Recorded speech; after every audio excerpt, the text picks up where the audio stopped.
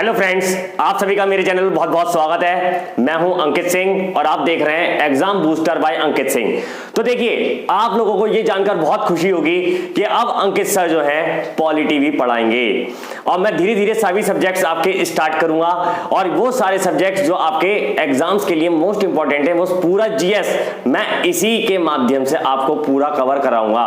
तो देखिए, आज से मैं पॉलिटी स्टार्ट कर रहा हूं। तो मेरा जो टॉपिक है आज का वो है भारतीय संविधान का इतिहास। यानी कि हम इसे पढ़ेंगे कि जो हमारा संविधान बना है उसमें ब्रिटिश गवर्नमेंट, यानी कि जब हमारे यहां ईस्ट इंडिया कंपनी आई तब से लेकर के और संविधान बनने तक क्या क्या प्रोसेस रहे, कौन कौन से एक्ट आए, और इन सारी चीजों को हम एक गहराई से पढ़ेंगे जिससे कि हमारा कोई भी अगर एग्जाम में क्वेश्चन आता है तो वो हमसे छूट ना पाए। तो चलिए स्टार्ट करते हैं।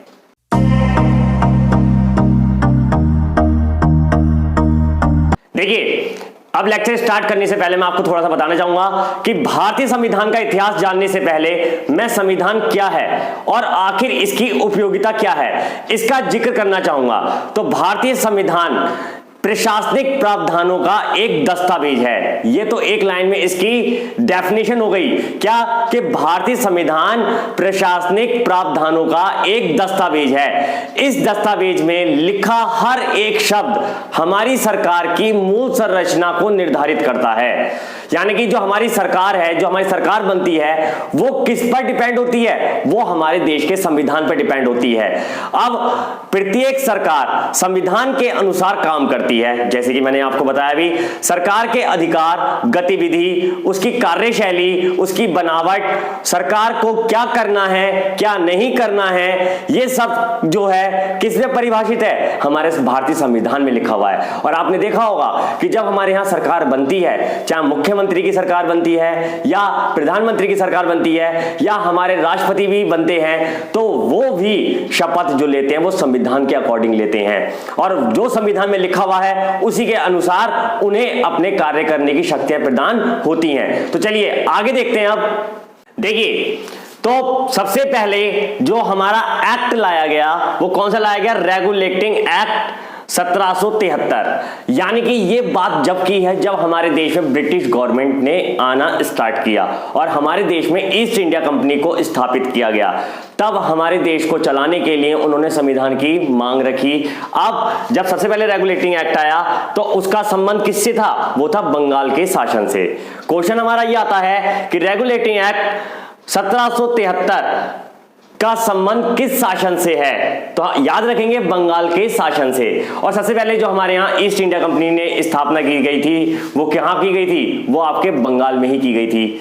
अब आगे हम देखते हैं इसमें कि देखिए, जब इसका शासन बनाया गया तब इसमें यह तय हुआ कि एक गवर्नर जनरल होगा प्लस 4 सदस्य होंगे उसके साथ, और ये 4 सदस्य मिलकर के ही क्या बनाएंगे? निर्देशक मंडल बनाएंगे। निर्देशक मंडल का निर्माण करा जाएगा जिसका सर्वोच्च अधिकारी जो होगा वो इंग्लैंड का सम्राट होगा। यानी कि उसी की सिफारिश पर कोई भी अगर कानून बनाया जाता है या हटाया जाता है तो उसी की सिफारिश होना बहुत जरूरी है। ये उसको फॉरवर्ड करते और फॉरवर्ड करने के बाद वो कहां पहुंचते निर्णय के लिए? ब्रिटेन के सम्राट के पास। तो देखिए, गवर्नर जनरल कौन थे? वो थे वॉरेन हेस्टिंग्स। अब इसका क्वेश्चन ये आता है कि रेगुलेटिंग एक्ट के तहत भारत में पहला गवर्नर जनरल किसे बनाया गया? तो वो होगा आपका वॉरेन हेस्टिंग्स। अब इनके अलावा जो 4 सदस्य हैं वो कौन कौन से हैं? देखिए, वो है आपका क्लेवरिंग, दूसरा मानसन, तीसरा बर्वेल और चौथा है फिलिप फ्रांसिस। ये 4 अन्य सदस्य थे। अब देखिए, ये जो थे वॉरेन हेस्टिंग्स, इनको ये भी कहा जाता है कि भारत में पहला गवर्नर जनरल किसे बनाया गया? तो भी याद रखेंगे क्या? Warren Hastings. कौन सी प्रेसिडेंसी के अंतर्गत बनाया गया? बंगाल प्रेसिडेंसी के अंतर्गत बनाया गया। देखिए, जब हमारा देश आजादी की लड़ाई लड़ रहा था उस समय हमारे देश को 16 महाजनपदों में विभाजित कर दिया गया था। अब लेकिन जब इनका शासन चल रहा था तब इन्होंने राज्यों और महाजनपद की जगह क्या बनाया? वो बनाया प्रेसिडेंसी। तो यानी कि भारत की सबसे पहली प्रेसिडेंसी कौन सी है? तो वह है बंगाल प्रेसिडेंसी। अब देखिए बंगाल प्रेसिडेंसी का कार्यकाल कितना था, यानी कि इनका कार्यकाल तो एक लंबे समय का था, लेकिन इन्होंने ये जो लोग नियुक्त किए यानी गवर्नर जनरल प्लस 4 सदस्य, इनका कार्यकाल कितने समय का था, वो रखा गया 5 वर्ष का, जिसको तय किसने किया, इंग्लैंड के राजा ने, यानी कि इंग्लैंड के सम्राट ने।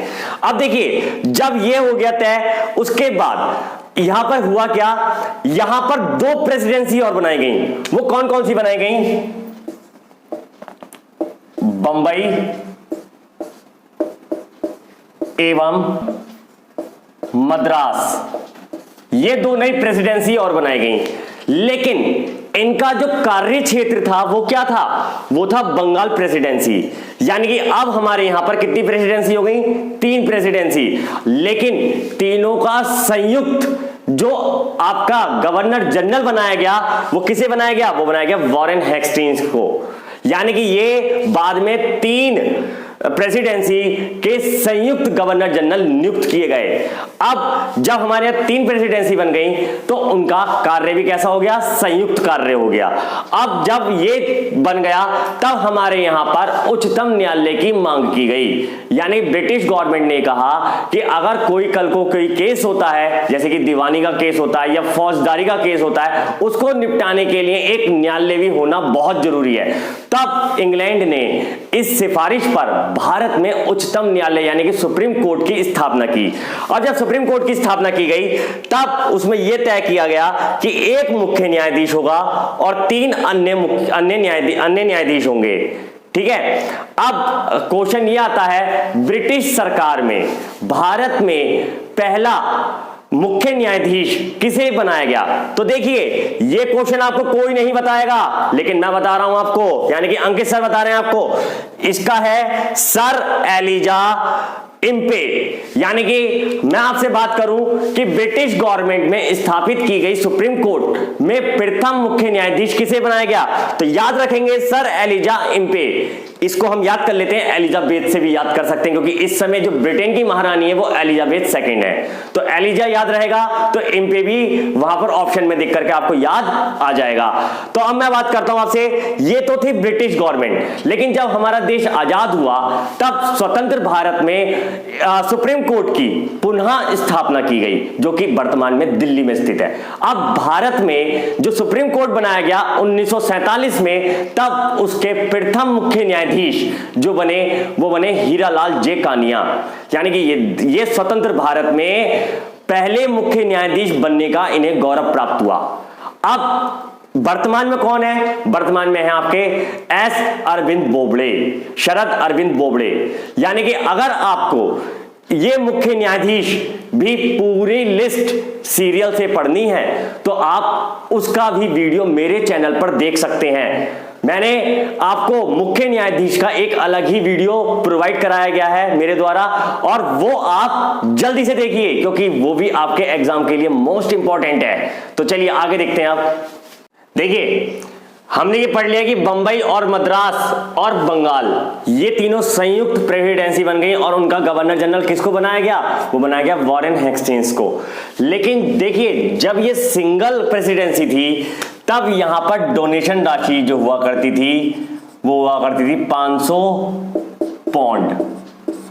ठीक है, लेकिन जब ये संयुक्त हो गई तब इसकी डोनेशन राशि क्या हो गई, इसकी डोनेशन राशि बढ़ा करके कर दी गई 1000 पौंड, यानी कि 500 पौंड की बढ़ोतरी कर दी गई। और देखिए यहां पर जब ये सिंगल प्रेसिडेंसी थी तब इसका कार्यकाल 5 वर्ष का हुआ करता था, लेकिन यहां पर क्या कर दिया गया कि जो गवर्नर जनरल प्लस अन्य लोग जो भी निर्देशक मंडल कार्य करेगा वो कितने वर्ष काम करेगा, वो वर्ष करेगा आपके 4 वर्ष, यानी कि 1 वर्ष घटा दिया गया। अब देखिए इसमें हुआ क्या कि इस प्रकार 1773 के एक्ट द्वारा भारत में कंपनी के कार्यों में ब्रिटिश संसद का हस्तक्षेप और नियंत्रण प्रारंभ हो गया।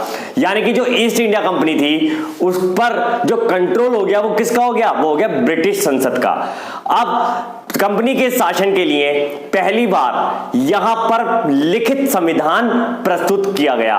तो देखिए, एक उन्होंने अपना अकॉर्डिंग इंडिया में लिखित संविधान लागू कर दिया गया कि इसके अकॉर्डिंग ही भैया कंपनी जो ईस्ट इंडिया कंपनी है वो कार्य करेगी। तो देखिए अब हुआ क्या, जब ये सब चीजें हो गई, यानी कि इसमें उनका हस्तक्षेप हो गया ब्रिटेन का, तब इन्होंने ये कहा कि अब इसमें थोड़ा सा सुधार लाने की जरूरत है। तब लाया गया कि आपका क्या, रेगुलेटिंग एक्ट संशोधन।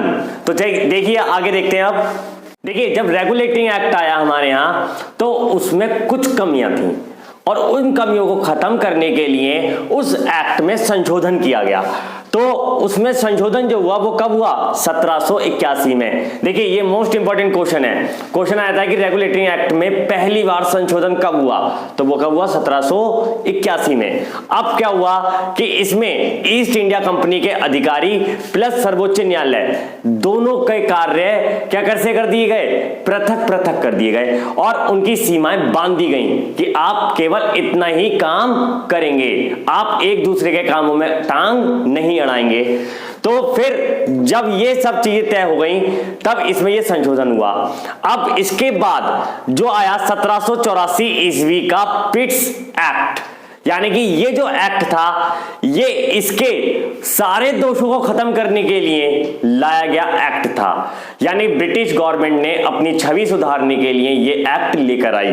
अब इसमें क्या हुआ, इसको लेकर कौन आए, ब्रिटेन के तत्कालीन प्रधानमंत्री पिट द यंगर लेकर आए थे, इसीलिए इस एक्ट का नाम क्या पड़ा, पिट्स एक्ट।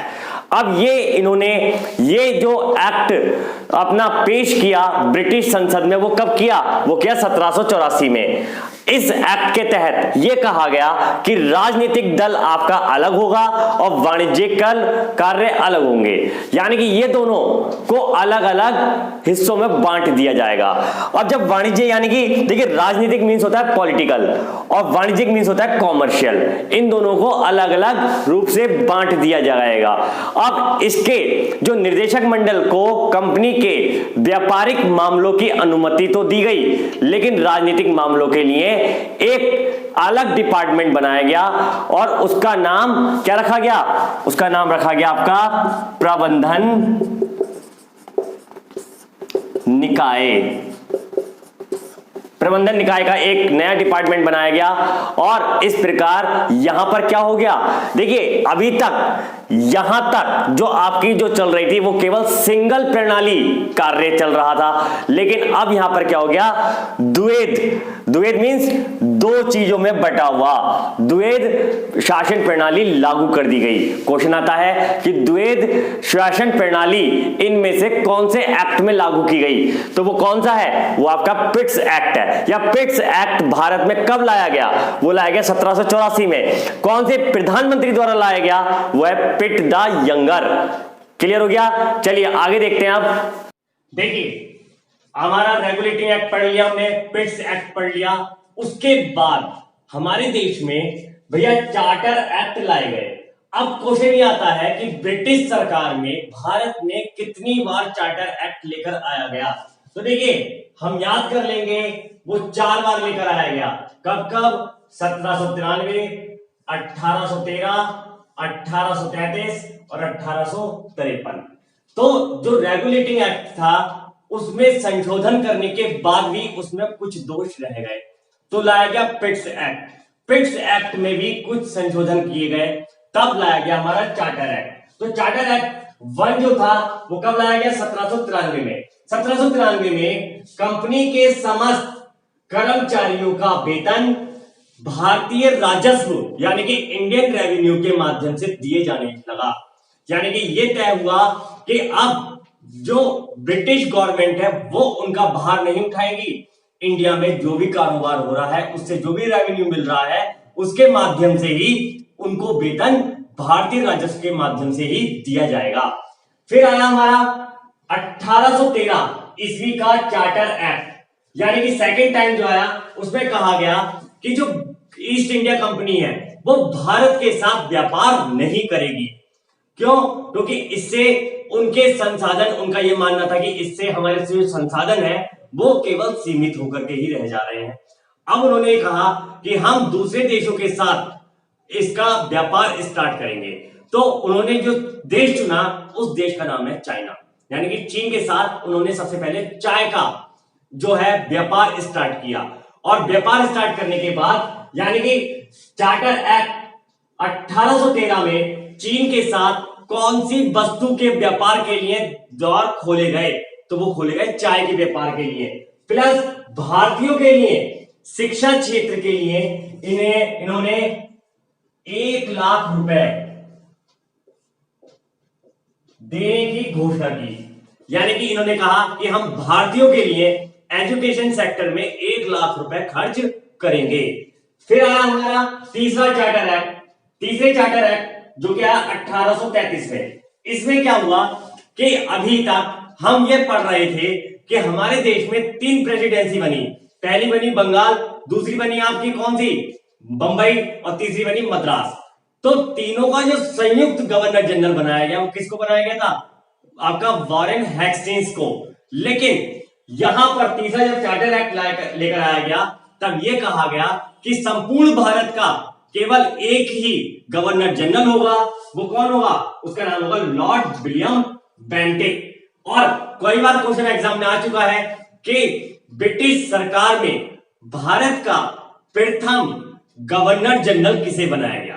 तो प्रथम गवर्नर जनरल किसे बनाया गया? वो बनाया गया विलियम बेंटिक। लेकिन अगर आपसे पूछा जाए कि बंगाल प्रेसिडेंसी का पहला गवर्नर जनरल, तो आप वहां पर बताओगे वॉरेन हेस्टिंग्स। या बंबई प्रेसिडेंसी का पहला गवर्नर जनरल, तो वही वॉरेन हेस्टिंग्स। या मद्रास प्रेसिडेंसी का पहला गवर्नर जनरल, वो भी वॉरेन हेस्टिंग्स। क्योंकि वॉरेन हेस्टिंग्स को संयुक्त रूप से 3 प्रेसिडेंसी का प्रथम गवर्नर जनरल बनाया गया। तो यहां पर ये पूरे भारत का गवर्नर जनरल नियुक्त कर दिए गए। अब आया हमारा चार्टर एक्ट 4th, और ये ब्रिटिश गवर्नमेंट का भारत में अंतिम चार्टर एक्ट था, तो जो कि लाया गया 1853 में। अब हुआ क्या कि ब्रिटिश संसद ने भारत में न्याय व्यवस्था को चलाने के लिए, भाई उन्होंने पहले उच्चतम न्यायालय की स्थापना कर दी। उच्चतम न्यायालय कहां पे बनाया गया? ब्रिटिश गवर्नमेंट द्वारा वो बनाया गया था कलकत्ता में। अब उसी चीज को आगे बढ़ाने के लिए कि न्याय व्यवस्था और कैसे चलाई जाए, तब लॉर्ड मेकाले के कार्यकाल में भारत में विधि आयोग मीन्स आपका लॉ कमीशन का गठन किया गया। किसकी सिफारिश पे किया गया? वो किया गया ब्रिटिश संसद की सिफारिश पर। तो देखिए ये थे आपका संविधान बनने से पहले के पहलू। लेकिन अभी हमारा संविधान बनना स्टार्ट नहीं हुआ है यहां तक। अब हम आपसे जो बात करेंगे अगले लेक्चर में वो ये बात करेंगे कि भारत के संविधान बनाने के लिए किसने सिफारिश की, कैसे कैसे आपका संविधान बना, वो हम बात करेंगे अपने नेक्स्ट लेक्चर में। इस लेक्चर में जो थे मेन पहलू वो यहीं तक थे, और इन सभी चीजों का आप नोट जरूर कीजिएगा। और मैं आपसे ये भी कहना चाहता हूं कि अगर मेरा आपको ये वीडियो अच्छा लगा हो तो इसे लाइक कीजिएगा, शेयर कीजिएगा, और अगर आप मेरे चैनल पहली बार आए तो इसे सब्सक्राइब जरूर कीजिएगा, और बेल आइकन को जरूर दबाइएगा, जिससे कि मेरे आने वाले सभी नए वीडियोस के नोटिफिकेशन आप तक पहुंच सकें और आपसे कोई भी वीडियो मिस ना हो। और मैं आपसे ये कहना चाहता हूं कि अगर आपको इन टॉपिक्स के पीडीएफ और या टेक्स्ट फॉर्म में आपको नोट्स भी चाहिए तो आप मेरे टेलीग्राम चैनल को भी ज्वाइन कर सकते हैं, जिसका लिंक मैंने इस वीडियो के डिस्क्रिप्शन में दिया है। तो आप जल्दी से आइए, मेरे टेलीग्राम चैनल को भी ज्वाइन कीजिए, यूट्यूब चैनल को भी ज्वाइन कीजिए, और अपनी सफलता को एक नई ऊंचाई तक लेकर जाइए। तो अब मिलते हैं अगले वीडियो में एक नए कंटेंट के साथ। तब तक के लिए नमस्कार।